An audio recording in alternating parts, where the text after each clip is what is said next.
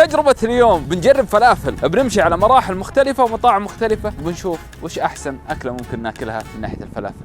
معانا الحين أرخص فلافل لليوم. طبعا شوف الحجم مرة صغير من الكافيتيريا، قد صورناها لكم في تيك توك، واللي ما يدري عن حسابي في تيك توك هذا هو فولو هنا وانستغرام وظبط المظابيط، وهنا بعد فولو ولايك وجرس. طبعا تشوفون كافيتيريا عندهم نوعين، شيء يجي مرة رخيص اللي هو القرص بس كمياته برضو مرة صغيرة، عندك فيها خس فلافل وطماط وطحينة ومخلل مكونات الفلافل الطبيعية، لكن هذا حجمها تشوفون يدي ويدي ما هي مرة كبيرة، فلك أن تتخيل حجمها، بس إنها ب3 ريال ونص.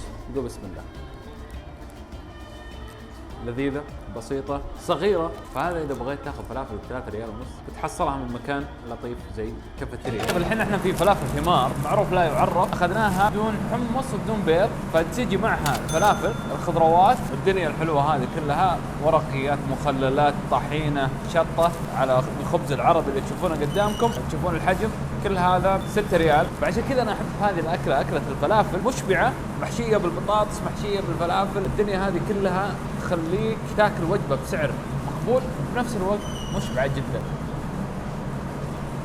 هذه وجبة الفلافل ستاندر، أنا أفضل أنك تزيد عليها طحينة وتزيد عليها بيض كذا تجيك فلافل مرة أحلى بكثير، ولكن بما أننا قاعدين نمشي بالليفل هذا هو ليفل الحين اللي هو فلافل سادة بدون أي شيء. مطعم فلافل تحاني الشام. هذا المطعم سوى بروتوكول معين أول مرة ندخله، إنها يعطيك حبة فلافلة مغمسة بالحمص، اللي أعطاك إياها أعرف إنه محل فلافل عريق. في أكثر من محل سوالي نفس الحركة، إذا سواها تعرف إنه مرة جامد. تشوفون الخبز العربي شلون تقميرته الحلوة، هذا ساندويش فلافل بالحمص كل شيء، البيض شفت لا قالوا لك صبة، هذه هي الصبة اللي بنتعامل معاها اليوم. لا هذه حقة التصوير، ما أتوقع أنه في العادة تجي ولا إيه، مو متبع كل الزباين. هذه فلافل عليها طحين ودبس، أول مرة أكل فلافل زي كذا مرة رهيبة. بسم الله الرحمن الرحيم. هذا يا طويل العمر قالوا لك صبة عليها السلام، بيض طحينة فلافل وراهية مكرمينك، امورها مره حلوه لذيذه. فوق هذا كله ب8 ريال، قفل ملفك اليوم كامل، مشبعه ولذيذه. من افضل الاشياء اللي ممكن تاخذها هي الفلافل الكلاسيكيه اللي تجيك زي كذا. احنا في فلافل هاشم معنا كعكه ابو الشباب، هذه تاخذها ب9.5 تجيك هذا الحجم. شوف الخبز كيف مختلف. خلونا نشوف وش اللي موجود جواها. عندك الفلافل، البطاطس، الطحينه، في قطع ليمون قشرها زي ما انتم شايفين، طماط والدنيا كلها. فخلونا نشوف ابو الشباب وش وضعه. نقول بسم الله الرحمن الرحيم. حلوه ولكن ابدا ما تشبه الفلافل اللي انت تعرفها، بحكم انها اوكي فلافل عاديه بس الخبزه غير، المكونات جوا غير، موضوع انه في ليمونه قشرها هذه لحالها سالفه مره جديده. فتاكل فلافل تحس بطعم ليمون، مي بالعاده، تجربه مختلفه. 9.5 تجرب لك شيء جديد مختلف من ناحيه الفلافل، بنفس الوقت دسمه زي ما انتم شايفين. والحين احنا في فلافل اوبريشن، محل الفلافل هذا وماخذين منه على اساس انه سفري ب 14 ريال. شوف داخله باذنجان، فلافل، الخبزه اللي مسواه عندهم. نقول بسم الله الرحمن الرحيم.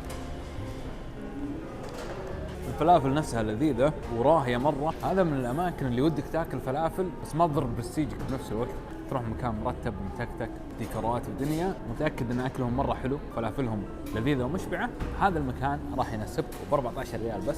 إن نتكلم على محل 4 فتحات في روبين بلازا على الدائري، شيء خرافي. هذه 14 ريال وش تجيب لك. الحين معانا هولندي بايتس. الظاهر هذه الهولنديات هي فلافل صغيرونات تابع فلافل دام. فلافل دام يقول لك انها فلافل هولنديه، انا ما ادري شلون في فلافل هولنديه، ولكن هذا اللي حاصل معانا. يصير فيها باذنجان، فيها بطاطس، فيها فلفل، فيها كاني شفت عندهم زهره، مكونات كثير مختلفه عن محلات الفلافل الاعتياديه. خلونا ناكل. نقول بسم الله الرحمن الرحيم. شوف هي لقمتها صغيرة ولكن مليئة بالنكهات اللي مرة رهيبة، مرة لذيذة، روعة. لا الخبزة لا الفلافل لا المكونات، على الباذنجان، على الدنيا اللي فيها. أكلة سلسة لطيفة عشان تاخذ لك فلافل بدون ما تدسمها. إذا إنك تبي فلافل كذا على شاهي، هذه تصبح لك. صبة للحالات الحرجة، قايم الصباح وعارف وراك عمل والدنيا يعني بتجتهد، هذه لا، عارف إنك تاخذ لك كم كوباية شاي، تتروق المنقب، تناظر لك مسلسل، قاعد مع أهلك، تنقنقون على شيء خفيف. هذه مرة سلسة. الحين في أبو جبارة واللي معنا كسادية فلافل، وتعتبر وجبة. تشوفون فيها بيبسي، فيها بطاطس، فيها ظاهر انها زبادي او ثوم. الكسادية اللي معانا اليوم هذه كلها ب 19 ريال. فخلونا نجرب البطاطس مع الصوص. قل بسم الله الرحمن الرحيم. هو شكلها كأنها زبادي ولا لبنة ولا شيء زي كذا، بس انه رهيب. لا مرة رهيب. هو شكله كأنه ميكس بين زبادي وبين اشياء ثانية. مرة حبيت. طيب نجي الحين للأساس اللي معانا اللي هو الكاساديا.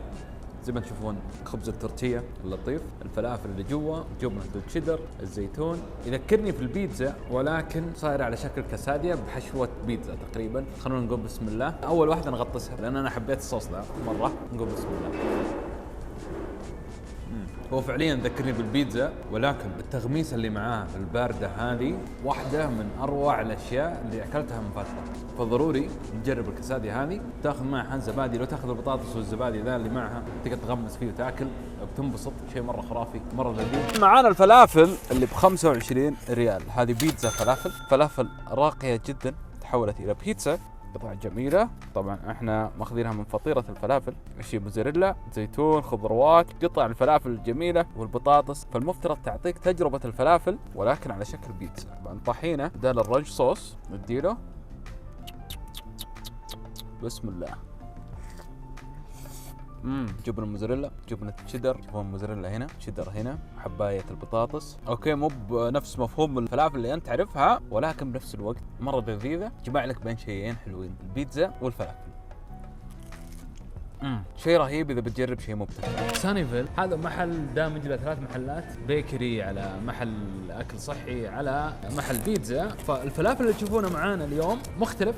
طبعا هذا سعره 35 ريال، هذا اغلى شيء معانا اليوم. فبدينا من 3.5 وصلنا ل 35. طبعا تلاحظون الفرق، عندك الفلافل مع خضروات اللي تكون عادة جوا، باذنجان على الورقيات اللي موجودة، طماط، حمص، كل هالدنيا، اضافة الى الكينوا.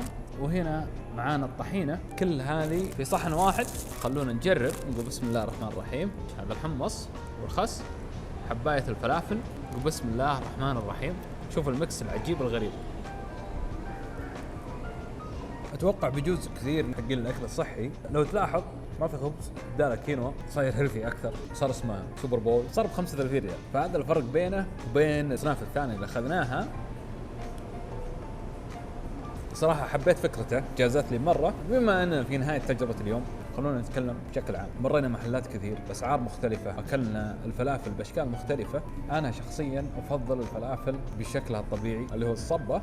البيتزا، الكاساديا، الاشياء اللي جربناها المختلفه وغير حلوه، ولكن الاساس حقها لا زال قوي، سعره مناسب. تبغى تطلع بشيء مختلف وصحي اكثر نوعا ما، اقل خبز، مرتب، ترتيبه حلوه، عندك شيء زي هذا برضه كويس مفيد. كلها على بعضها يعني اعلى واحد ب 35 وكميتها مره راهيه. فالاكله نفسها رهيبة ورخيصة، خفيفة على الجيب وثقيلة على المعدة. فكانت سلسة في تجربتنا اليوم. أكلتنا ضد الجميع الفلافل، خلصنا تجربتها في مانجا.